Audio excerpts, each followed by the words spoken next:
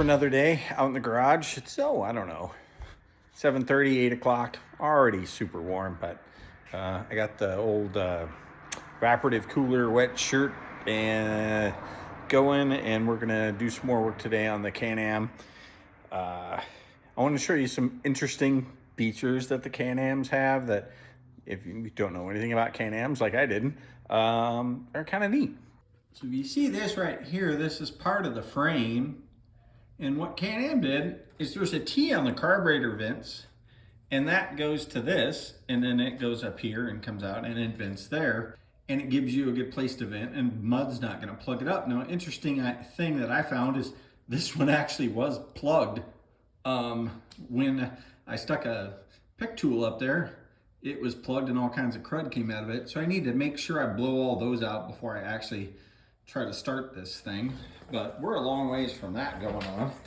Another interesting thing is, I said in a previous video, I figured this out, that the hole that was open goes into the crank, into where the ignition is, and that goes up and hooks to one of those vent lines. And then there's one for the crankcase.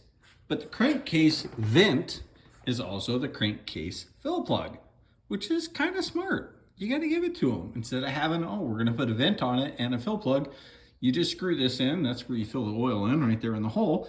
And then you just put the hose on it, and it's both a cap and a vent. And since I don't have any back on this bike, and I forgot to drain the oil out of it before I put it on the stand and took everything off, I'm going to have to suck all the oil out. I'm gonna use this. It's just a brake bleeder. You can get them at Harbor Freight.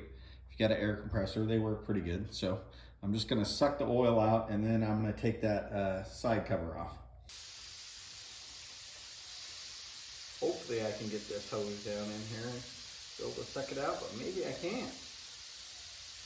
If I can't, it's gonna suck, because,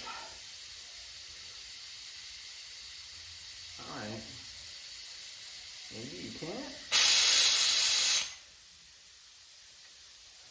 Oh, there we go. There we go. Found a passage. There we go.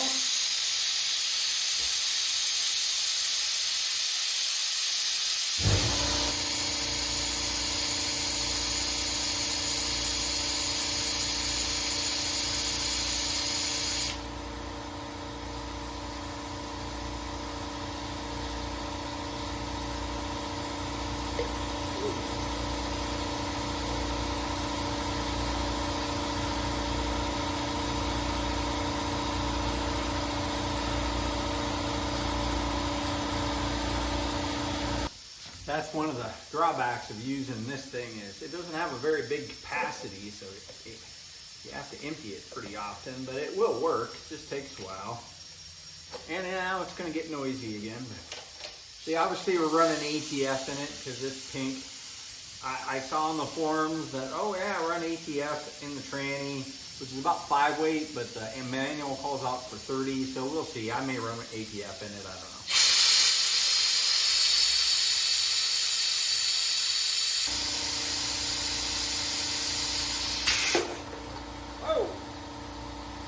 That was exciting.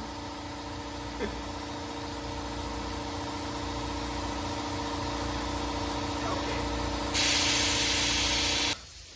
I gotta fix my air hose. I got too many leaks in it. The compressor just pretty much runs non-stop. I always like to clean up my drain plug a little bit. So there's gonna be a bit of dirt that accumulates. I already cleaned up around there. So I don't know how much was in there. It was up to here and then a little bit. Hopefully that's as much as I can get out, so hopefully it doesn't go all over when I pull the side case off, but yeah, it's probably going to.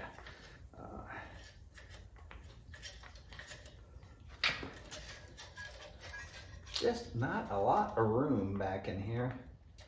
This triangulated frame that they did, where, you know, they said it was a strong frame and it didn't break, although the 80, not this year, because this is actually an 81, I'm pretty sure of that, but the 80s would crack the swing arm, but they also say they might crack back here behind the bend where the foot peg is, I think in here. I don't know, the online forum says the bend behind the foot peg, which I assume is in here. I should probably look. But otherwise, it's supposed to be a strong frame, and obviously, I mean, you got 3 triangulated pipes here, and there's actually 2 up here on the subframe, so it'd be really hard to bend the subframe, because that's kind of built like a tank. 2 big tubes and a big crossover, but just not much room in here for activities, you know, just not a lot of room. So I'll put this back on just for now. Plop that on, and then go pull the side case off, and because I have to get that off to be able to get the air boot. Oh, that fell off. Well, I guess it doesn't really matter at this point, probably, since I'll have to redo it. But yeah, since the air boot's bad, the only way you can get to the bolt that holds the air boot on is to take the clutch cover off, which, you know, I don't know. It doesn't have, you know, like a modern day 2-piece clutch cover, which none of these old bikes do. But it would have been kind of nice. Obviously, you don't have to replace that rubber thing very often, but it would be handy if you could do it without pulling the whole side of the case off. But, you know, c'est la vie. It is what it is. So we're going to pull that off, and then when that new air boot comes, I can put that on. So handy tech tip, if you're taking the cover off, or, you know, lifters or whatever, sometimes once these bolts are going to be different lengths. Pretty sure this one's going to be different because the case is thicker, and this one probably. But an easy way to do it is just get yourself a piece of cardboard and do a rough sketch of the case. Kind of comes around like this, and then goes like that, and then comes around like this, and then there's the snorkel thing, and then it comes down like this, and the Kickstarter is right here. So I know that's a pretty ugly drawing. Get yourself a pick or something, and then just kind of put holes in the cardboard where the bolts go.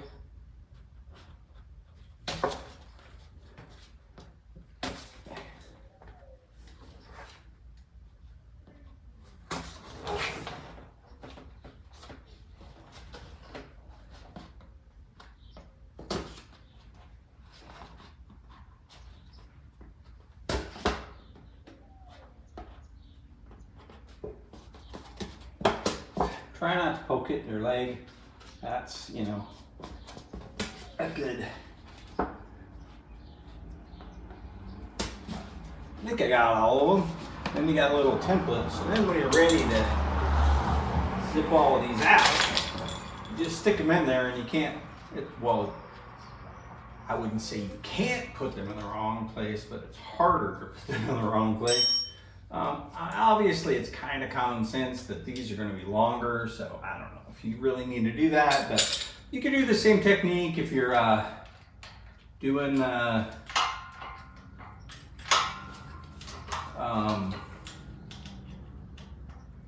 you know, like, why is this being such a pain? I don't understand.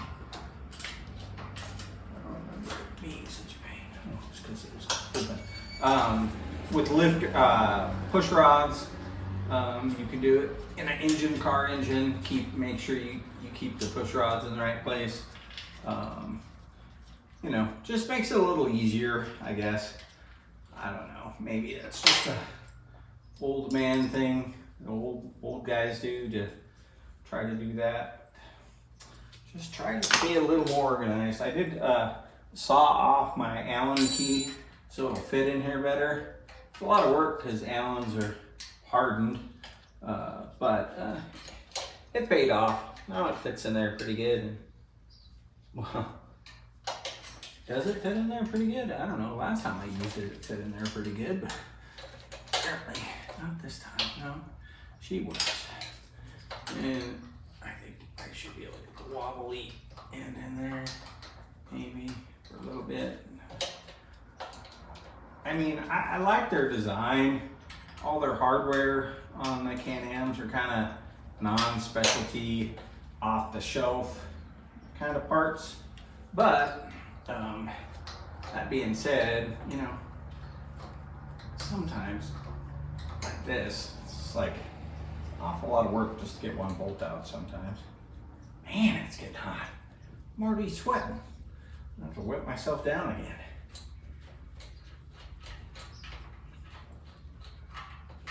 One thing I found out with this the last time, you take a little shovey screwdriver, put it in the crack right here, give it a little whack.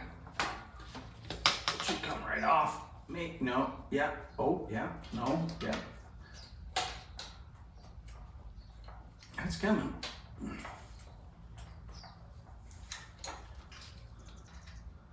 It's fighting me though. There we go. That's let's put that back in there so you can't lose it.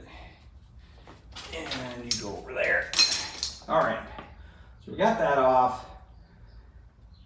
I probably should get some kind of rag because when I take this off, it's just gonna go everywhere. But I'm just gonna strategically try to place these under here that won't make too big a mess when it inevitably comes out.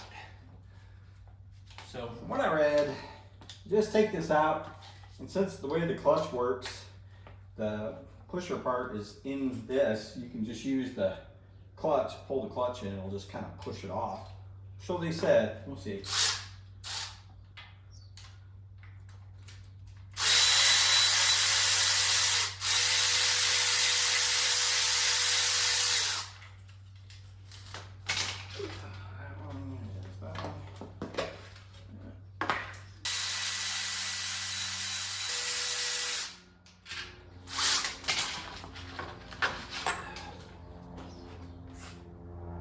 Did I miss a hole?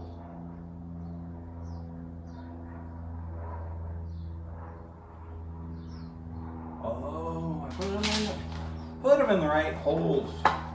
You know, that one goes there. This one went there. This one. See, this is only as good as smart as you are. So, not very smart like me, it doesn't really help.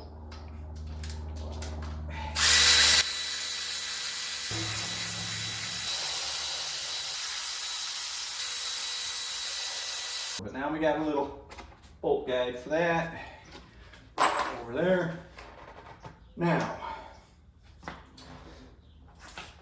before you start prying on it, make sure all the bolts are out, which looks like it is. Give her a few taparoos. Seems like it's loosening up.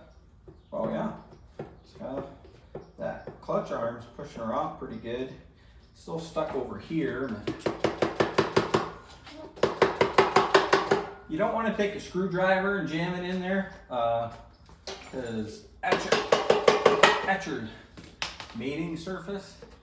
So usually, little gentle persuasion with a rubber mallet. Oh, I forgot about that. Now I can't get it off. You got to take the foot peg off. I can't get the foot peg off because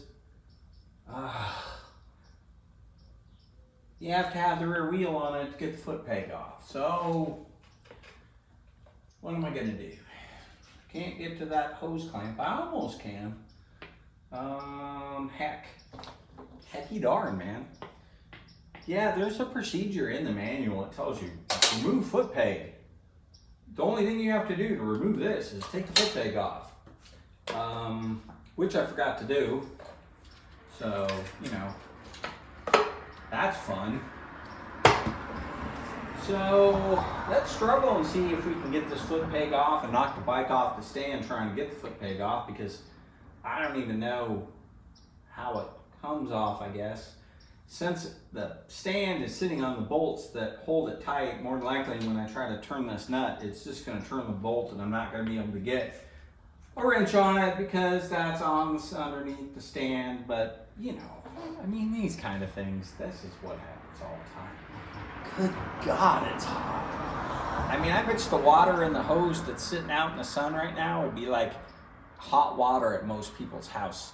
I'm gonna have to let it run for another couple minutes just to get the cold water through the hose so I can wet my back and get all this. I'm already dry almost. It's so hot. Okay, let's find my 13. Let's play Find Your 13. Yes, indeed, folks. It's the fun time when everyone walks around the garage and looks for the 13. I don't know where it is. No one seems to know where it is. Where is it? I don't know. Was I using it over here or was I using it over there? I thought I was using it. But I don't know where it is now. That is, so 13 does not seem to be over here. Okay. Oh, great. Is it actually in my toolbox? Because that would be confusing. Why would I keep the tools in your toolbox? Well, that is a 13. It is not the 13, but it is one of them. So that will work. I mean, I have 3 13s, and I don't know where, I only know where one of them is. We got quite the little spillage going on here. So let's just put that on there. I really need my ratcheting 13, but I don't even think there's room for it. Let's see. Well, it actually feels like it might not be turning the actual bolt. If that's, no, is it turning the bolt? I can't tell. Oh yeah, it's just turning the bolt. That's excellent. Why? I mean, these self-locking nuts, hey, they're good. On a 2-stroke, I'll give you props for putting them on there because they won't rattle off. But they're not so good when you want just the nut to come off and not have to take the whole dang, you know, and there's so much friction on them that you can't really get. Once it's loose enough, it's just going to turn the whole bolt. It's not going to just turn the nut, which, you know, is not really what I'm looking for here.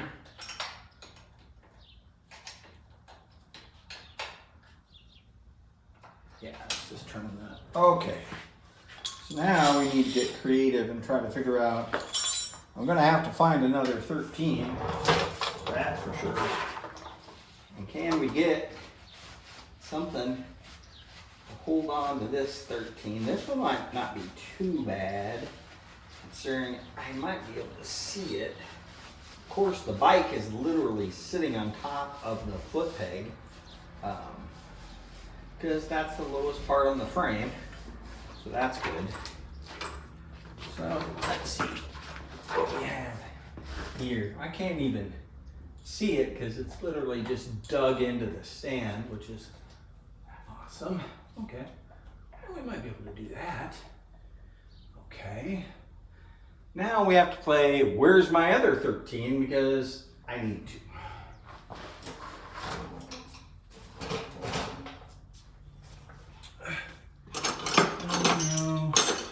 No. I don't know where it could be. I had multiple ones over here. All my tools are out. I don't understand where the other. Oh, almost knocked the bike over. That would have been bad.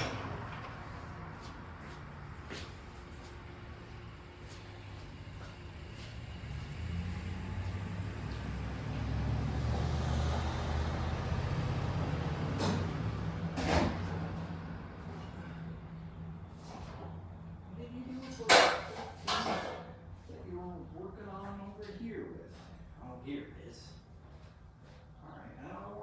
ratcheting 13 is. I got this 13.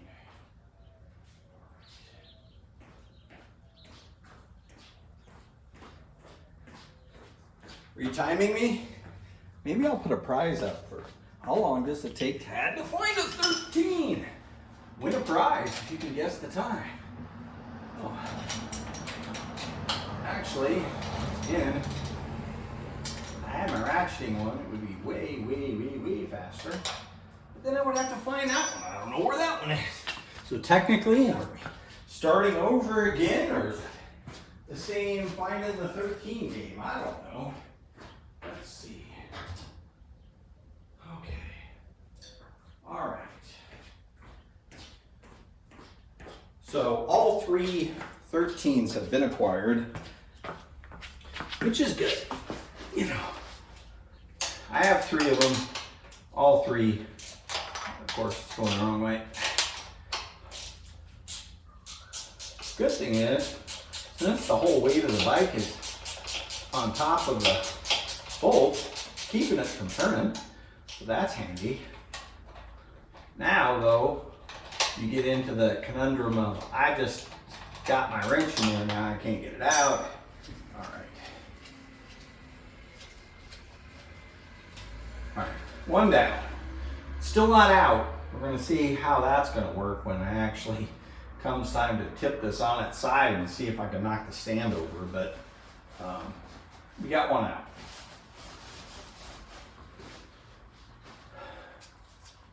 All right, let's go for number 2. Transmission fluid up there. All right. Actually, this skinny little one that I made is like, it's designed for this. I mean, it fits right in there really easy. So that's good. Come around this way. I'm not going to be able to use my ratchet on there, of course, now because it won't fit. So it would have been a lot easier to. I wonder if I could put my ratchet on the bottom. Probably not.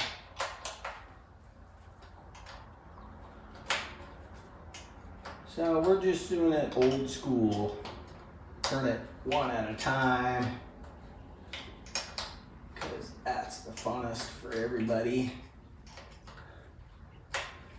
We're gonna have to tip it while it's on the stand with no swing arm and it's not very stable. And now we've greased this gripping area up on the rubber with enough ATF to float the Exxon Valdez. So now the chance of it just sliding off the stand they're a lot. Yeah, this is going to be a nightmare. Let's see how this works out. Okay. Do I want to have the wheel pointed this way? Do I want to have it straight? I think I want to have it straight. Of course, now you can't tip it. Wow, that's a long way to get that. That's a long bolt. Okay. Got one out. That was the easy one. Oh, we got it. Well, isn't that cool? I think there's like these little like spacers behind it or something. Just grind it off. All right. Oh, now I understand. I thought there's just these little spacers, but there's actually 2 like spacer tabs welded to the frame. Now it makes more sense. I was like, man, these foot pegs look like they'd be pretty weak. They're just, you know, put on there and adjustable. They could come off pretty easy, but no, that way, no. That's a big flat area. This big U fits all over that. No, they'd be pretty strong. So I'm less worried about the foot pegs breaking off and killing me, but you know, could always happen. I think I'm gonna go through this greasy thing in the parts washer here in a bit. I'll put it right there for now though. All right, well, we managed to keep it on the stand and it has not fallen off, which is, you know, pretty good news. So, maybe clean my hands a little bit, because now they're all grimy from handling that dirty ass foot peg, because I don't want to be getting a bunch of dirt inside the crankcase. Even though crankcase on a 2-stroke, you can take some mud and dirt. I mean, it'll grind it up. I mean, there's ball bearings in there, and it probably isn't great for them, but it isn't as bad as getting it in the top end over on this side where the cylinder is. All right. Let me get my chair. Some mold.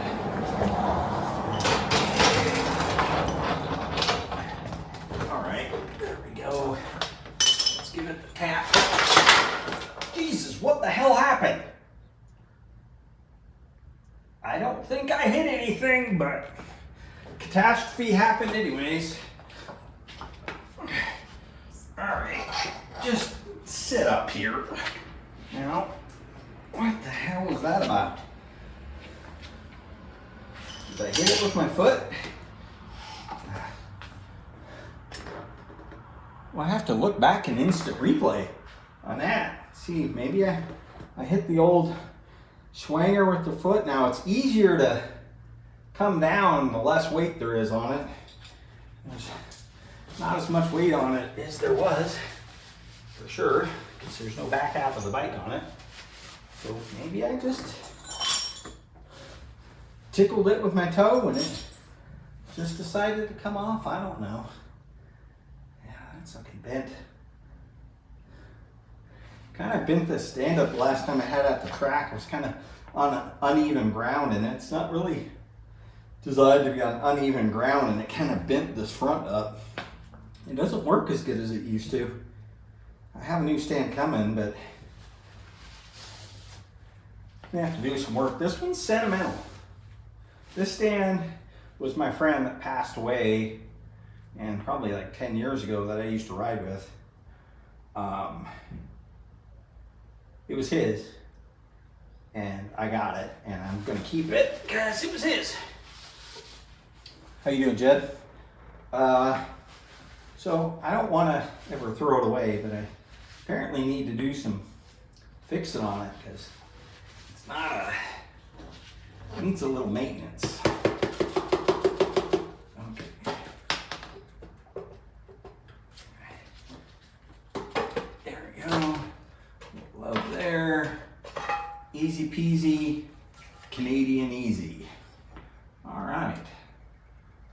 So I don't know if I should just take this off. I think I probably should. I probably have to take the, since it has a spring on it, I don't know.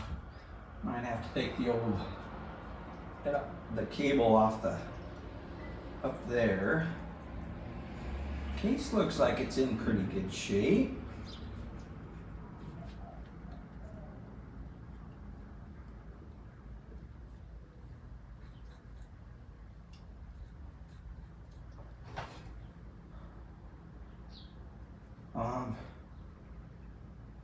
Okay.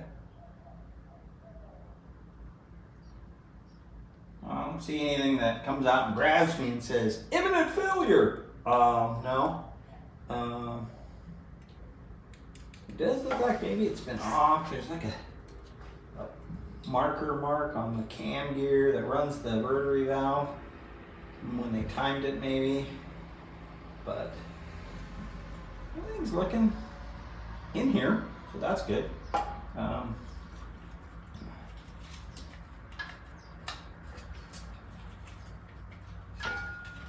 Let's get this cable to slide through. Looks like I should just be able to use some pliers and pull it out, but maybe you're not supposed to do that. I don't know. God dang it! I did it again! I did it that time. I thought. Beep beep.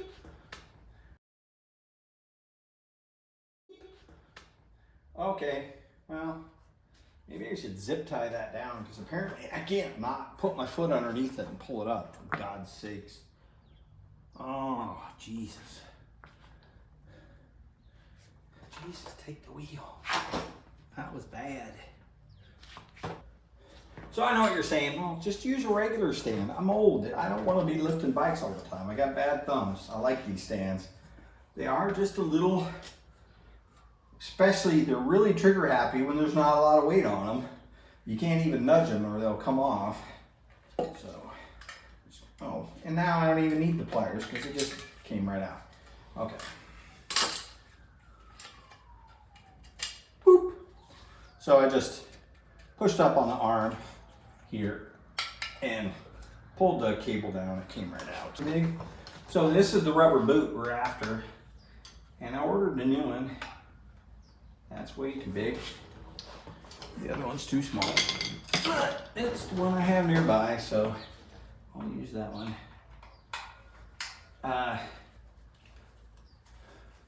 So this rubber boot that goes to the rotary valve,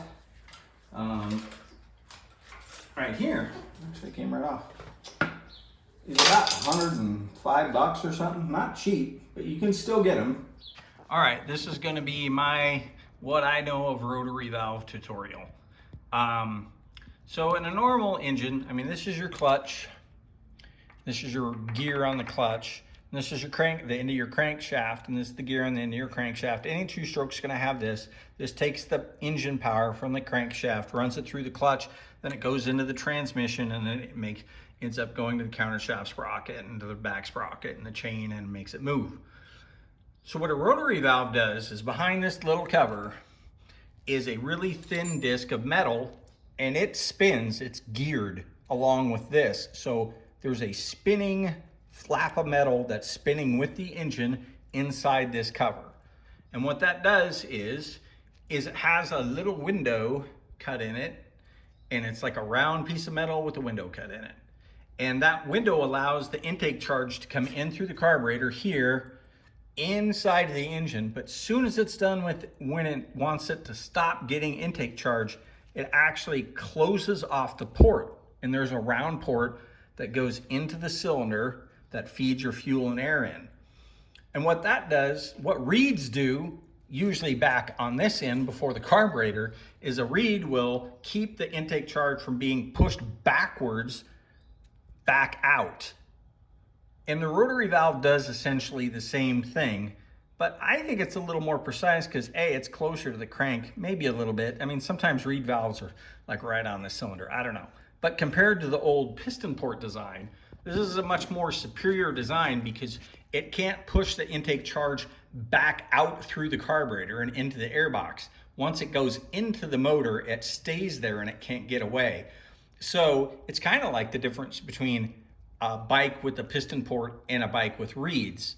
The reed valve engine makes more power because it's more efficient, because it's not losing some of that charge back through the reeds, because that's what the reeds do. And this is what a rotary valve does. It's not a super complicated system. It's literally a thin piece of cut metal and a gear, and it spins.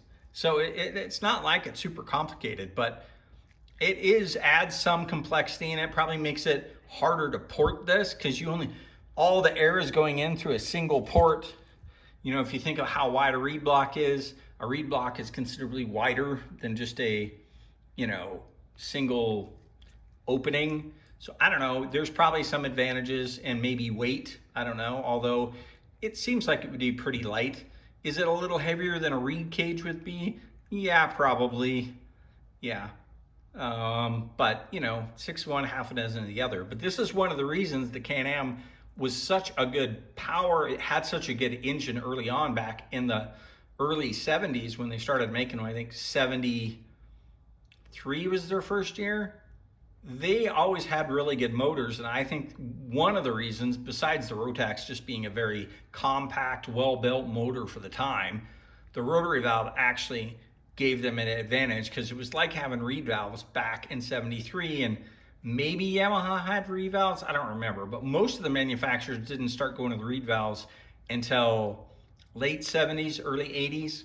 I mean, Suzuki kind of did a half and half, where it was had half reed valve, half piston port, but like Mako and a lot of the European manufacturers only did piston port until the early 80s. So that's how the rotary valve kind of works. Well, that was an exciting day. I think I knocked the bike off the stand twice, 3 times. I don't know, thrice, thrice. I don't know. It was exciting. So I think I'm done for the day. I got to go do some family stuff. So, and it's getting hot. You know, I don't know how hot it is, but it's definitely hot. Maybe one of these times I was thinking about grabbing my heat gun and checking how hot the water is in the hose. Maybe I'll do that next time just to give an idea of how hot that water gets. Because when I turned it on, I put some more on, and man, more on. No, I'm not a moron. I put some more water on, and yeah, it was super hot. I mean, it was almost, even with these gloves on, it was almost so hot that I didn't want to have my hand in it. So over probably 120 degrees, 130, I don't know. It's a guess. But maybe next time I'll get my heat gun and check it when it comes out, when it's sitting in the sun like that. I don't know. Maybe someone's interested. I'm interested. So yeah. But anyways, that's the end of it for today. Now we're basically waiting on parts. I got to get that new intake boot. I know people would probably say, oh, you should pull the clutch and you should replace that O-ring behind the rotary valve cover, because if that O-ring on the rotary valve cover leaks, then you're sucking air and it's really hard to jet. It may run really bad and you're going to have to take it all off again. That's true, but then I have to pull the clutch and I don't really want to pull the clutch. So I'm not gonna. Now, if it runs like crap after I get it together and it seems like it has a vacuum air leak, maybe I'll pull it back off and put it on. But until then, you know, I was hoping I didn't have to pull this engine down at all. But then once I saw that air boot, I knew it was over. And I got to pull the other clutch cover off the other bike anyway. So this is good practice because I got to fix whatever issue the Kickstarter has on the other bike. So at least I know how it's pretty easy to get off. Take the foot peg off first, fellas. And other than that, we'll see you next time.